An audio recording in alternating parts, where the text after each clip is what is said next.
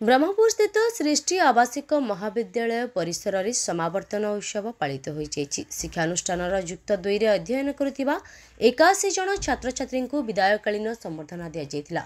एही कार्यक्रम को मुख्य अतिथि भाव प्रकाश चंद्र पात्र प्रदीप प्रज्वलन कर शुभारंभ करथिबा बेले मुख्य वक्ता भाव नारायण साहू जोगदे छात्र छात्री को आगामी भविष्यतर उज्ज्वल कामना करने सह निजर वक्तव्य उपस्थापन करथिले। अन्यतम अतिथि भाव महाविद्यालय निर्देशक अनूप कुमार पाढ़ी, सभापति पुष्पांजलि पात्र, चेयरमैन गीतांजलि पाढ़ी, संपादक आशुतोष पाढ़ी, अध्यक्ष केदारनाथ मिश्र समेत अन्य शिक्षक शिक्षयित्री कर्मचारी वृंद उपस्थित रही समस्त छात्र छात्री को विदायकालीन संबर्धना सह आशीर्वाद कामना करथिले। परिशेष अनुष्ठान पक्षर सांस्कृतिक कार्यक्रम सह आधुनिक नृत्य परिवेषण करा जायतिला। परे परे समस्त छात्र छात्री निज अध्यापक अध्यापिका सह निजर छाड़ी जायतिबा अभूला स्मृति को साउंटिथिले।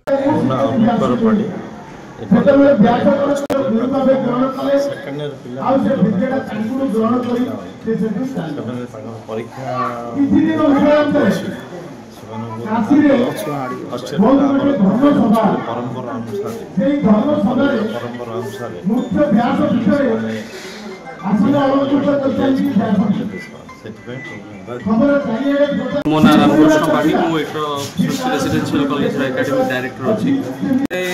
दुखर दिन जेहेतु आम युक्त 2 द्वितीय वर्षर छात्र मानक आम फेयरवेल दूसरा निश्चित भाव में गोटे दुखर दिन, किंतु जेहेतु अन्य व्यक्तित्व मैंने आसछंती से माने पिला उत्साहित कर आगे +2 बोर्ड एग्जाम अच्छी से परीक्षा केमती भलरे हम से विषय किसी कहले पिला मन में गोटे कॉन्फिडेंस देले आउ आज गोटे भल दिन किंतु गोटे दुखर दिन कॉलेज कर्तृपक्ष मानी पिला युक्त 2 विज्ञान में 84 पिला अच्छा जो मैंने 2025 रे युक्त 2 वार्षिक परीक्षा देवे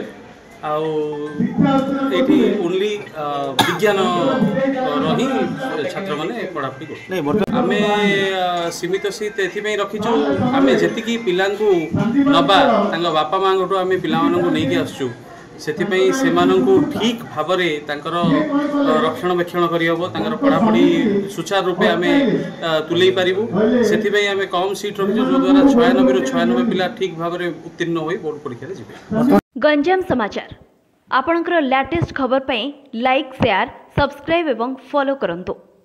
गंजाम समाचार फेसबुक यूट्यूब ट्विटर पेज को अधिक तथ्य पाई विजिट करंतु आम वेबसाइट www.ganjamsamachar.com।